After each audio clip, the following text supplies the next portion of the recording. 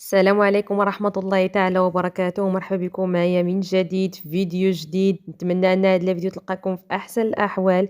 اليوم إن شاء الله غادي نشارك معكم الوصفة ديالي المعتمدة في العسل، اللي الصراحة راه كيشكل واحد النسبة ديال 50% من النجاح ديال المعسلات ديالكم. فأهم حاجة أن يكون العسل ناجح، هذا الشيء كيتحكم في النجاح ديال المعسلات ديالكم. فخليكم معايا باش تشوفوا الوصفة والطريقة ديال التحضير، وغادي نعطيكم بزاف ديال النصائح اللي غادي تعاون أن العسل ديالكم يجي ناجح.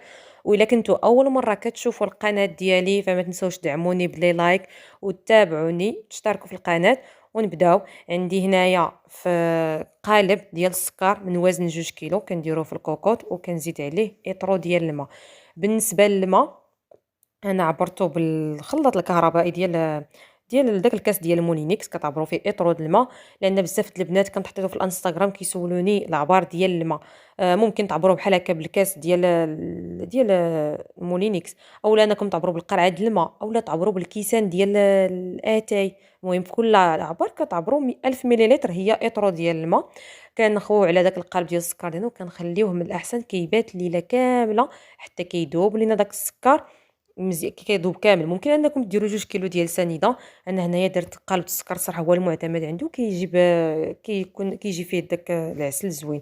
هنا من بعد ما كيذوب لينا داك السكر بواحد كيذوب مزيان، كنردوه على البوطه وكنجهدوا عليه العافيه حتى كيذوب كامل، يعني ما كيبقاش لنا نهائيا السكر، باش هكا ما كيهبطش لنا لتحت ديال الكوكو ديالو كيتحرق. هنايا كنزيد عليه 3 طريفات ديال الحامض، 3 دواور ديال الحامض، وواحد ديال الليمون كيعطي واحد المذاق وواحد اللون زوين في العسل. وحيدوا العظومه اللي كيكون فيهم باش ما كيطلقوش المروره، وما ديروش الحامض الخضر راه كيجي مر في العسل ديالنا. هنايا كان من بعد ما كتصفر الكوكوط ديالي كنقص العافيه وكنحسب 45 دقيقه حتى ل 50 دقيقه. انا كندير غير 45 دقيقه. وفاش تبغوا تحيدوا الكوكوط ما كتخوش عليها الماء من الفوق، ديروها في شي بانيو فيه الماء باش هكا ما كيرجعش داك الصهد وداك البخار على العسل ديالنا وكيجريه لينا. هنايا انا راه بان ليا كتعرفوا بداك الدوائر ديال الليمون باقي ما تغسلوش مزيان.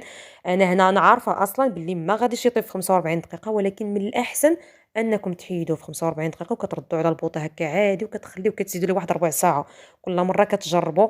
لان العسل ديالنا الا مشى حتى تحرق راه ما عندوش شي حل نهائيا. ديك المذاق د المروره اللي كيطلق السكر ما عندهاش حل، واخا انه كيتزاد ديك لا تيكستور ديالو اولا داك الحاله ديالو بحال العسل. زعما ممكن انكم تجيبوا واحد الكاس ديال الماء طايب وكتزيدوا على داك العسل وكيولي لكم عسل زعما عادي، ولكن داك المذاق ديالو في اي معسله غادي ديروا عليها غادي يجي داك المذاق د العسل طاغي على المذاق د المكونات وكيجي المذاق ديالو خايب. اذا الحل ديال واحد هو انه يترمى.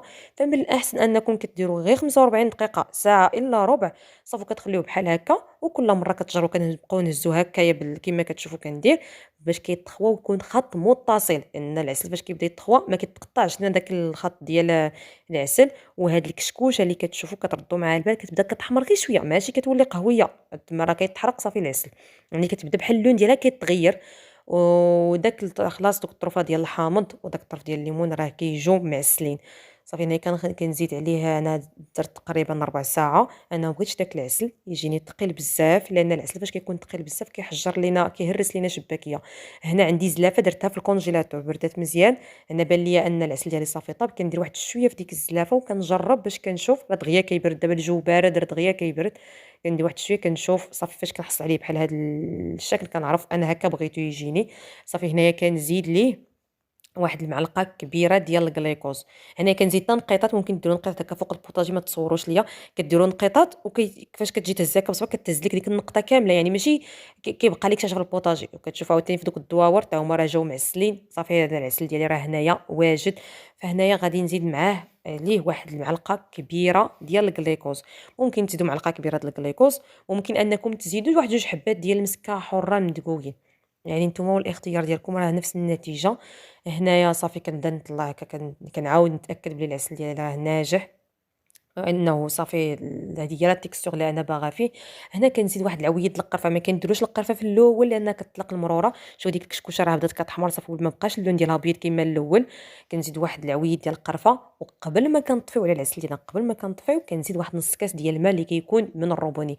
فاش كتخوي داك الماء كتطلع ديك الكشكوشه تما كتعرفي راه العسل راه زوين. ممكن انكم تعوضوه بنص كاس ديال الماء زهر.